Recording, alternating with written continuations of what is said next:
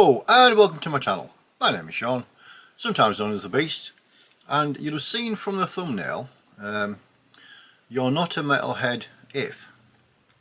So to elaborate a little bit on that, I was scrolling through Facebook, Instagram, Reddit, one of the socials the other day, and someone had posted, you're not a metalhead if you listen to anything but heavy metal. And I assumed it was one of those sort of parody type things where you say, oh, my favourite song by Metallica is Raining Blood off Back in Black. When I went and had a look at some of the comments, the guy that had actually posted it originally was 100% serious. And whenever anybody sort of questioned his reasoning behind that post, he shot him down in flames, and he said something along the lines of, I've listened to nothing but heavy metal for 16 years, that makes me a metalhead, not like all you posers. So it sort of got me, it amused me. One of the comments also said, I don't understand how you can call yourself a metalhead if you listen to different genres of metal. Someone said, well, what do you mean? You know, black metal, death metal, thrash metal. And he said you should pick one genre and stick to it. It sort of amused me a little bit in the fact for all them times when I just listened to thrash metal, purely just because that was the style that I was into. So anyway, it sort of got me thinking about what my listening habits are now. Now normally when I do a video, it will be, I'll sort of showcase a genre and maybe only show 4 or 5 records. Now obviously if it's a week between videos, I listen to more than 4 or 5 albums. I try and group it so I know there's going to be people that maybe watch my videos if it's to do with death metal that won't be interested in watching a black metal video, and vice versa. So probably 70% of what I actually listen to during the week doesn't get shown. So with this thing in mind of separate genres and if you listen to other music, I thought, well, I'll take a little snapshot of what I've been listening to this past week. 2 of them are 2025 releases, so they would have eventually got shown.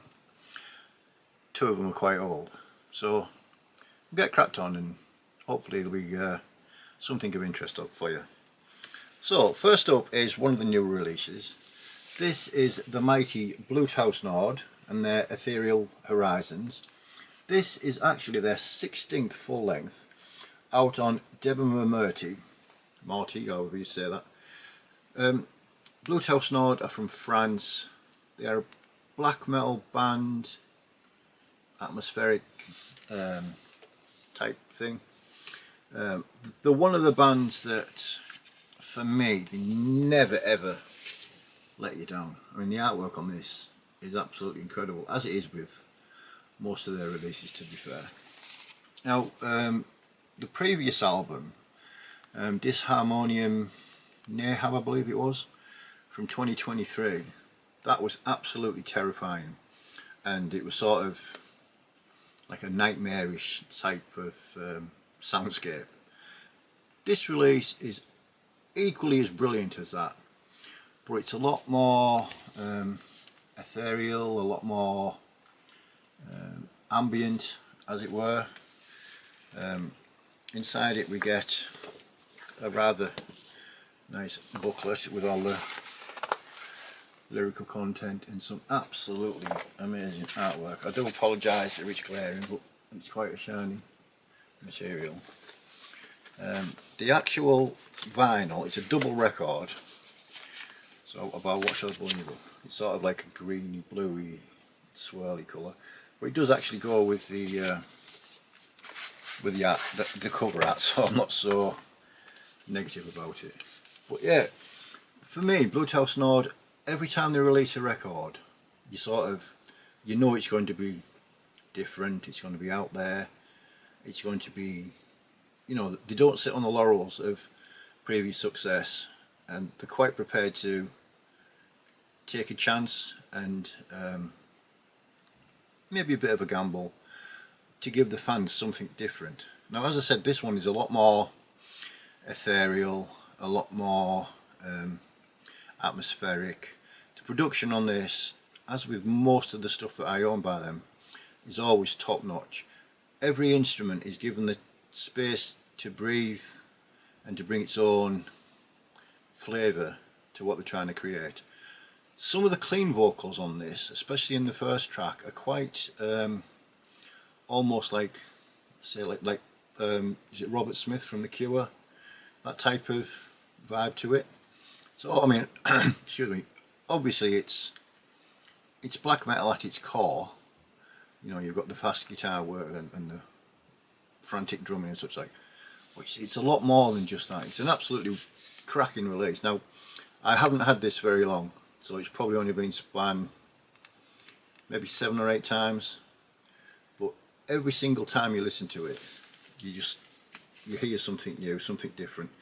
And I think that's the same with, I think the first one of theirs I ever heard was Hallucinogen. It came in a metalhead box once when I used to get that, and it was just so different. It was yeah, so I went back and I've got about 12 of their albums, I think. It's one of those bands where if I see it at a reasonable price, I'll pick it up. Not necessarily going actively searching for it, but all the last, well, since Hallucinogen, I bought all of those. But yeah, absolutely fantastic release. And again, it's Blut Aus Nord doing, in my opinion, what they do better than anybody else. This sort of atmospheric, cinematic almost soundscapes. Brilliant band and really, really good release. So that is Blut Aus Nord and Ethereal Horizons. So this next band is a band and an album I've known about for decades. Although the only copy of it I ever had was on a dub tape. Until I believe it was Metal Marty Mac that showed it a while back, saying it had been reissued on High Roller. Now, for some reason, High Roller don't deliver to where I live, but luckily I managed to track down a copy on Amazon of all places. The band and album in question, the band is Daytona. The album is called Recognize No Authority. This originally came out in 1986. It's the debut full length. So this is the High Rollers reissue from 2023, I believe it was. This is sort of thrash speed metal from the USA. Now, the biggest draw for this back in the day when I first heard it was Dawn Crosby's voice. She was the first thrasher, like female thrasher, that I'd heard. That sort of aggressive shout type vocals. Not really, not if you can class it as singing or shouting, but really, really good, really, really catchy, and it's got that sort of like that instant energy. Now, as with High Roller, you get all sorts inside it. So we've got the postcard with the band on it. We've got a poster of the artwork. Again, apologies for the glare. But yeah, the guitars on this are absolutely superb. We get the obligatory thrash collage and the lyrics on that side. Yeah, I remember a friend of mine, oh, you need to listen to this, you'll love it. I actually get 2 thrash collages. I don't know where he got his dub copy from, maybe tape trading or something like that back in the day, because I am that old, and yes, I do remember tape trading. And yeah, it's just a really, really good, solid speed metal bordering on thrash metal type of record. So it was, I have to admit, it was one I'd sort of forgotten about, you know, as the time went past, until Marty showed it. I believe he even showed the CD initially or something like that. Anyway, by the way, I was more than happy to finally get a copy on vinyl. Absolutely cracking record. If you've never heard it, and you're a fan of mid-80s thrash, speed metal, you'll really enjoy it. It's just a shame that the band didn't probably get the recognition it deserved, and obviously with Dawn passing away as young as she did. But yeah, so that's Daytona and Recognise No Authority from 1986. The reissue out even on High Roller Records. Now this next album's been shown by everybody and his dog on the tube, so I thought it was only right I checked it out. Really glad I did. The band in question are called Castle Rat. The album is called The Bestiary. This is their second full length out on King Volume Records. This is doom metal from the US of A.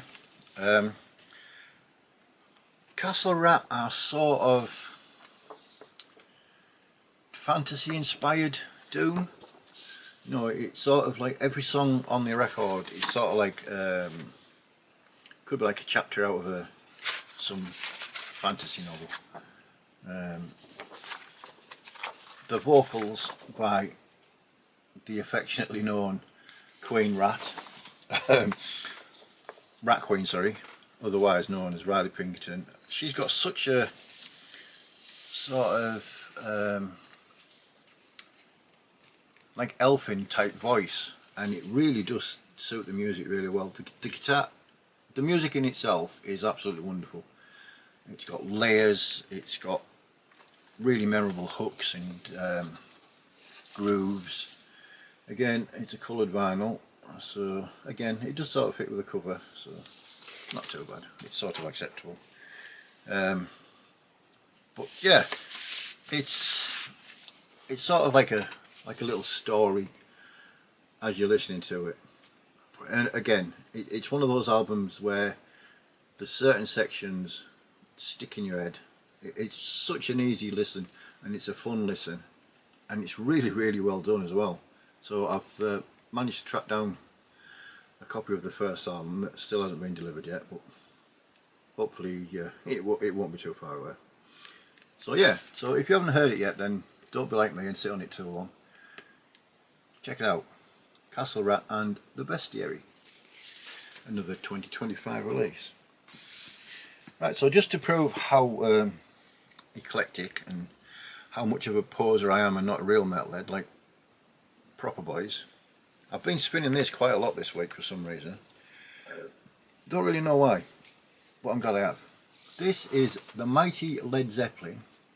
This is 3, originally released in 1970. No surprise with the name 3, it's their third full length. Out on, well, this version's out on Atlantic Records. You don't need me to tell you who Led Zeppelin are or where they are from and such like. But for a long time I had no interest in Led Zeppelin.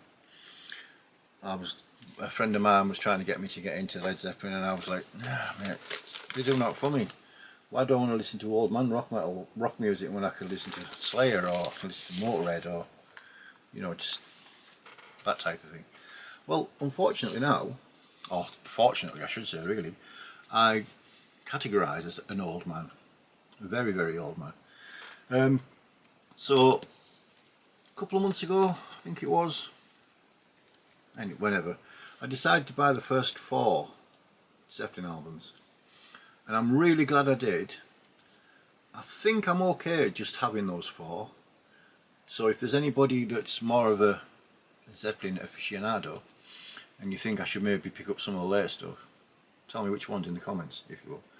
But apparently when this came out, there was a lot of hooing and hawing about the fact that what Zeppelin were known for with sort of their rock style was with like folk elements and acoustic elements had sort of been switched on this record, where it's predominantly the folk acoustic type vibe throughout. Now, as a relative newcomer to the music, it was no surprise to me to see them progress the way they did, listening to them in order. But again, I suppose back in the day when it happened, you might have been a bit of a shock to the system, as it were. The reason I think I was quite happy to accept it was songs like Immigrant Song, that's been, you know, it's on every TV advert and radio station and such like. You know it so well, even without being a Zeppelin fan. You know you've heard it. You know you've heard Stairway. You know things like that. For me, this album is a perfect chill out album. Favourite track is the Since I've Been Loving You. That is one of the best blues guitar sounds I've heard for a long time. You chuck on top of that Plant's voice and it's just like, yeah, it's absolutely stellar. Again, Zeppelin are newish to me, and what I've found with them is that sort of otherworldly feel that sort of comes from some of the music. I can imagine back then must have been quite like, yeah, well, it's just another late 60s, early 70s prog band. But no, there is that something a little bit special, and the penny sort of finally dropped that, yeah, I understand now why people have gone mad about Zeppelin for so long. But like I said, I'm more than happy to have the first four. I'd probably pick the other ones up if I saw them cheap, but I'm in no rush to. So yeah, so the reason behind it all, as I said, was the you're not a metalhead if type scenario. 4 albums here, 4 albums I thoroughly enjoy. Contrasting styles completely. There's no way you could compare Led Zeppelin to Blut Aus Nord. There's no way you could compare Castle Rat to Daytona, you know. But they're all bands and records that I'm more than happy to have in my collection, more than happy to listen to on a regular basis. Now if that makes me a poser or a non-metalhead, then I've been a poser or a non-metalhead for the last, what, 43 years, something like that. So